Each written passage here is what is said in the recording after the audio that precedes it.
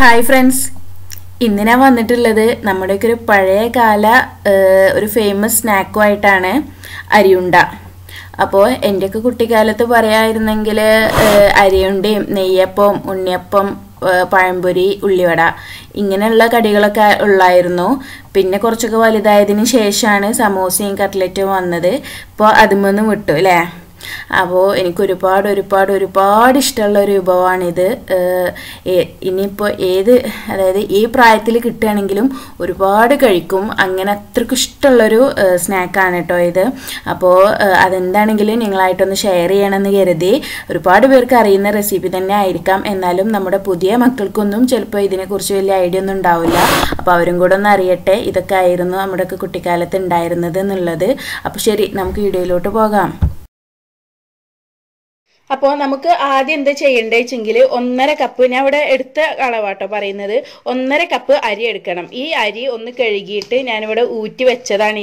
ഇത് ഉണങ്ങിയിട്ടുണ്ട്, അതായത് വെള്ളമൊക്കെ വറ്റിയിട്ടുണ്ട്. ഇനിയിപ്പോൾ കുറച്ചൊക്കെ വെള്ളം ഉണ്ടായിച്ചാലും കുഴപ്പമില്ല, വറുത്തെടുക്കുമ്പോൾ അതൊക്കെ ശരിയാകും.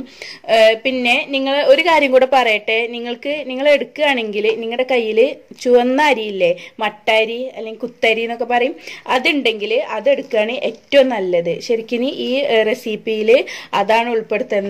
പിന്നെ ഇവിടെ എനിക്കതിനോട് വലിയ താല്പര്യം ഇല്ലാത്തതുകൊണ്ട് തീരെ വാങ്ങാറില്ല, ഇങ്ങനത്തെ അരിയാണ് വാങ്ങാറുള്ളത്. അപ്പോൾ ഞാൻ ഇതന്നെയാണ് കേട്ടോ എടുക്കുന്നത്. ഇനി നമുക്കിത് വറുത്തെടുക്കാം. അപ്പോൾ ഞാനൊരു പാത്രം ഗ്യാസുമ്മക്ക് വെച്ചിട്ടുണ്ട്. ഇനി നമുക്ക് ഇതിലോട്ട് ഗ്യാസ് ഓൺ ചെയ്തിട്ടുണ്ട്, അരി ചേർത്ത് കൊടുക്കാം.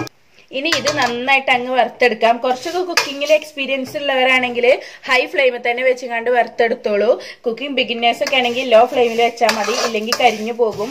അപ്പം നന്നായിട്ട് വറുത്തെടുക്കുക കേട്ടോ. ഇത് വൈറ്റ് റൈസും പാടല്ല ഞാൻ എടുത്തിട്ടുള്ളത്. അപ്പം നന്നായിട്ട് വറുത്തിട്ട് ഏകദേശം നല്ലൊരു കളറ് വരുവോളം വറുത്തെടുക്കുക.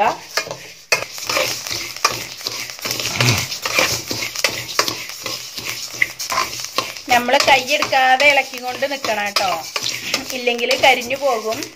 നല്ലൊരു കളറാക്കി എടുത്താൽ മതി, കരിയിച്ചെടുക്കരുത്, അപ്പോൾ ടേസ്റ്റ് മാറും. അപ്പോൾ ഇത് റെഡി ആയി കേട്ടോ, നല്ലൊരു കളറൊക്കെ വന്നിട്ടുണ്ട്. ഇനി നമുക്കിത് ഈ പാത്രത്തിൽ നിന്ന് മാറ്റാം. അപ്പോൾ അരി വറുത്തത് ഇതിൽ നിന്ന് മാറ്റിയിട്ടുണ്ട്. ഇനി നമുക്ക് അടുത്തത് എന്താ ചെയ്യേണ്ടത് വെച്ചെങ്കിൽ കുറച്ച് അണ്ടിപ്പരിപ്പില്ലേ, കാഷ്യൂനട്ട്, അതൊന്ന് ഞാൻ ചെറുതാക്കി കഷ്ണങ്ങളാക്കി എടുത്തിട്ടുണ്ട്. അതൊന്ന് വറുത്തെടുക്കാം. ഇതിനൊന്നും പ്രത്യേകിച്ച് അളവില്ല കേട്ടോ, നിങ്ങളുടെ ഇഷ്ടത്തിനനുസരിച്ച് എടുക്കുക. നന്നായിട്ട് വേണമെന്നുണ്ടെങ്കിൽ നന്നായിട്ട് എടുക്കുക, അല്ല ആവശ്യത്തിന് കുറച്ചൊക്കെ ഒരു ടേസ്റ്റിന് മതിയെന്നുണ്ടെങ്കിൽ കുറച്ചെടുക്കുക. ഇതിലേക്ക് ഓയിലൊന്നും ഒഴിക്കരുത് കേട്ടോ, ഇതിങ്ങനെ തന്നെ വറുത്തെടുക്കുക. അപ്പൊ ഇതാട്ടോ അത്യാവശ്യം നന്നായിട്ട് ഒന്നും ഇതാക്കി എടുത്തിട്ടുണ്ട്, വറുത്തെടുത്തിട്ടുണ്ട്. ഇനി നമുക്ക് ഫ്ലെയിം ഓഫ് ചെയ്യാം. അതിനുശേഷം ഇതും ഈ പാനിൽ നിന്ന് മാറ്റാം കേട്ടോ. അപ്പോൾ ഇനി ഇവിടെ നമ്മൾ അരി വറുത്ത് വെച്ച് ചൂടാറിയിട്ടുണ്ട്. ഇത് നമുക്ക് പൊടിച്ചെടുക്കാം. അപ്പോൾ അതിന് നമ്മൾ പൊടിക്കണ ജാറിലോട്ട് ഇട്ട് കൊടുക്കുക. അപ്പോൾ നിങ്ങൾ ഒരു കാര്യം ശ്രദ്ധിക്കുക, ഒരിക്കലും ഇത് ഫൈനാക്കി കണ്ട് പൊടിച്ചെടുക്കരുത്. കുറച്ചൊക്കെ തരിയോട് കൂടി പൊടിച്ചെടുക്കുക. നമ്മൾ കഴിക്കുമ്പോൾ നമുക്ക് കടിക്കാനും കൂടെ കിട്ടണം. അപ്പോൾ അതിനനുസരിച്ച് നിങ്ങൾ പൊടിച്ചെടുക്കുക. അപ്പോൾ ഇതാട്ടോ കണ്ടില്ലേ, കുറച്ചൊക്കെ തരിയോട് കൂടിയാണ് പൊടിച്ചെടുത്തിട്ടുള്ളത്. അപ്പോൾ ഇനി ഇത് നമുക്ക് മാറ്റി വെക്കാം. അപ്പോൾ ഇനി ഞാൻ എന്താ ചെയ്യണേ വെച്ചെങ്കിൽ ഒരു ബൗളിലേക്ക് ഒരു 1/4 ഭാഗം നാളികേരത്തിന്റെ 1/4 ഭാഗം, അതായത് ഒരു നാളികേരം ഫുൾ എടുത്തിട്ടില്ല, ചിരവി എടുത്തത് ചേർത്ത് കൊടുക്കുകയാണ്. ഒരു 4 അച്ച് ശർക്കരയും ഗ്രേറ്റ് ചെയ്ത് വെച്ചിട്ടുണ്ട്. അപ്പോൾ ഞാനൊരു 1/4 ചേർത്ത് കൊടുത്ത് നോക്കട്ടെ, ആവശ്യമാണെങ്കിൽ വീണ്ടും ചേർത്ത് കൊടുക്കാം. ഇനി നാളികേരവും ശർക്കരയും നന്നായിട്ട് കൈകൊണ്ട് തന്നെ കുഴച്ചെടുക്കുക കേട്ടോ, നന്നായിട്ട് കുഴച്ചെടുക്കുക. അപ്പം കണ്ടോ, ഒരുപാട് വെള്ളം ഇറങ്ങി വന്ന പോലെയല്ലേ. ഇനി നമുക്ക് ഇതിലോട്ട് കുറേശ്ശെ പൊടി ചേർത്തിട്ട് കുഴച്ചെടുക്കുക കേട്ടോ. കുറേശ്ശെ ചേർത്താൽ മതി, ഒന്നിച്ച് ചേർക്കരുത്, അപ്പോൾ കുഴച്ചെടുക്കാൻ നല്ല ബുദ്ധിമുട്ടാവും. അപ്പൊ ഇത് ഏകദേശം ആയിട്ടുണ്ട് കേട്ടോ. ഒന്ന് നന്നായിട്ട് കുഴച്ച് യോജിപ്പിക്കുക. ഞാൻ ഇവിടെ മുഴുവൻ പൊടിയും ചേർത്ത് കൊടുത്തിട്ടുണ്ട്. ഇതിലേക്ക് നല്ലൊരു ഫ്ലേവറിന് വേണ്ടിയിട്ട് കുറച്ച് ഏലക്കായുടെ പൊടി ചേർത്ത് കൊടുക്കാം.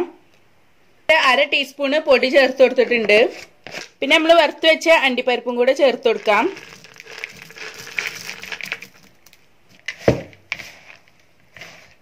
അണ്ടിപ്പരിപ്പ് വേണമെന്നുണ്ടെങ്കിൽ നിങ്ങൾക്ക് മിക്സിയിൽ ഒന്നിട്ടെങ്ങാണ്ട് ക്രഷ് ചെയ്തെടുത്താലും മതി, ഒന്ന് വറുത്തെടുത്തതിന് ശേഷം.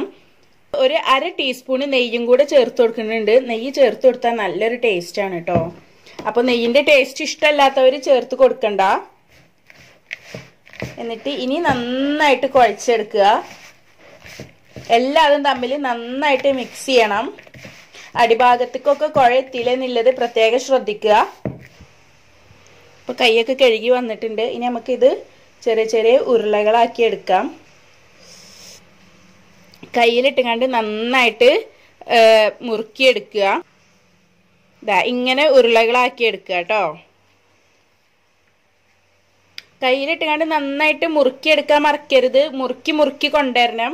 ഇത് ഇല്ലെങ്കിൽ നമ്മളിത് പ്ലേറ്റിലേക്ക് വെച്ച് കൊടുക്കുമ്പോൾ തന്നെ അങ്ങ് പൊടിഞ്ഞു പോകും.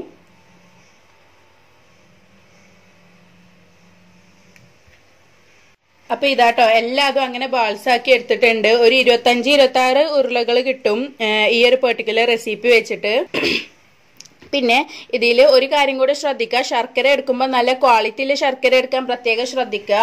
ശർക്കര ഉരുക്കി ഒഴിക്കലൊക്കെ നല്ല റിസ്ക് ഉള്ള പരിപാടിയാണ്. അപ്പോൾ ഇങ്ങനെ നമുക്ക് ഗ്രേറ്റ് ചെയ്തിട്ടോ അല്ലെങ്കിൽ കത്തിയോണ്ട് ചീകിയിട്ടോ ഒക്കെ ചേർക്കുമ്പോഴാണ് ഒന്നും കൂടെ ബെസ്റ്റ് ആയിട്ട് കിട്ടുക. അപ്പോൾ നല്ല ക്വാളിറ്റിയിൽ ശർക്കര എടുത്താൽ അതിൽ അത്ര കച്ചറകളൊന്നും ഉണ്ടാവില്ല. അപ്പൊ ആ കാര്യം നിങ്ങൾ എന്താണെങ്കിലും ശ്രദ്ധിക്കുക കേട്ടോ.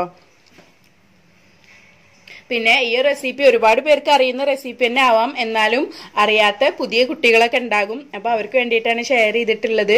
പിന്നെ ഇത് നിങ്ങൾക്കൊരു 3-4 ദിവസം കേടാകാതെ തന്നെ സ്റ്റോർ ചെയ്ത് വെക്കാം. പിന്നെ ഇനി ഇത് നാളേക്കൊക്കെ ഒന്നും കൂടെ ഉറച്ചു വരെ ചെയ്യുക. അങ്ങനെ ഒന്ന് സെറ്റായി കിട്ടുക ചെയ്യുക. ഇത് ഫ്രിഡ്ജിൽ വെക്കണമെന്നൊന്നുമില്ല, പുറത്ത് വെച്ചാലും കുഴപ്പമൊന്നുമില്ല. എല്ലാവർക്കും ഇഷ്ടപ്പെടുമെന്ന് വിശ്വസിക്കുന്നു. പിന്നെ വീഡിയോ ഇഷ്ടമായെങ്കിൽ ലൈക്ക് ചെയ്യാൻ മറക്കരുത്. അപ്പൊ ശരി, താങ്ക് യു.